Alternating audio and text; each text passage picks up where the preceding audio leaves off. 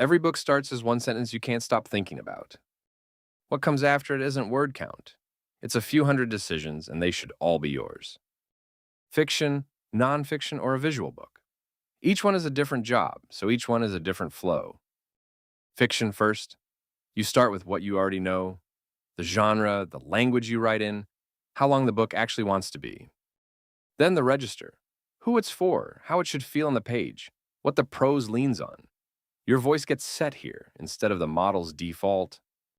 Fiction gets a switch for explicit content and a list of warnings and elements you tick yourself. Characters arrive with backgrounds, motivations, arcs. Nothing here is fixed. Every field on this screen you can rewrite. The outline is where the book actually gets made. Open a chapter and it's all there. Locations, plot events, the hooks, who changes whom. 7 fields to a single chapter. So when you know something the model doesn't, you just tell it. Writing a chapter, you pick the engine. Different models suit different scenes, and you can see what each one costs before you spend it. Then you tell it how to behave. Not a prompt, a standing instruction for your book. And it writes inside your structure, to your length, in your point of view. When a scene needs heat, you change the engine. Grok, 20 credits a chapter. Ask for a line edit, and you get a line edit. As a diff, in place, nothing is rewritten until you approve it. Some of it you'll turn down. The tool flags its own taste calls, and you overrule them. Your repetition stays. Your rhythm stays.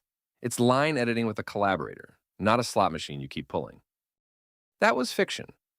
Nonfiction is built differently. You choose how the argument is made and the shape every chapter follows. Then you decide whether the AI may vary it. Here, it may not. Your sources go in, your research, your interviews, your notes. And the chapters cite them, those files, not invented ones.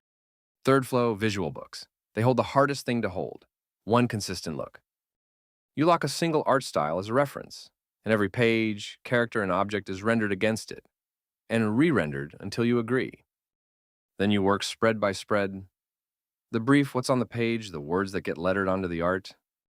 That's 3 ways to start from nothing. Importing is the 4th. If the book already exists, you start there instead. Word, PDF, EPUB, plain text. Tell us how far along it is. Notes, characters, outlines, or finished chapters. It comes in as a book you can keep working on, with your formatting intact. Then series. If this is book 4, the first 3 matter. Point at what you've already published, and the next book starts out knowing who died, who lied, and which promise is still unpaid. That's the writing side. Now, the book editor, which is a separate tool entirely. Bring in a manuscript we never touched, and it reads the whole thing before it says a word. What comes back is an editorial letter. What to fix first, where the middle sags, which chapter is doing no work, with your own lines quoted back. And a style sheet for the whole book. Every name, every spelling, the timeline, the facts you have to hold steady across 400 pages. Then it works chapter by chapter, and every suggestion arrives labeled. The objective fixes apart from the matters of taste. Your original never moves. Translation is next. The finished book goes out in 30 languages, carried over chapter by chapter, as prose, not as a machine pass over a file. And last, publishing. The part nobody warns you about. Exporting your manuscript is the start, not the finish. Covers at Kindle spec. The blurb, the keywords, the categories KDP asks for. An author page you own, with the reader list on it. EPUB, print-ready PDF at real trim sizes.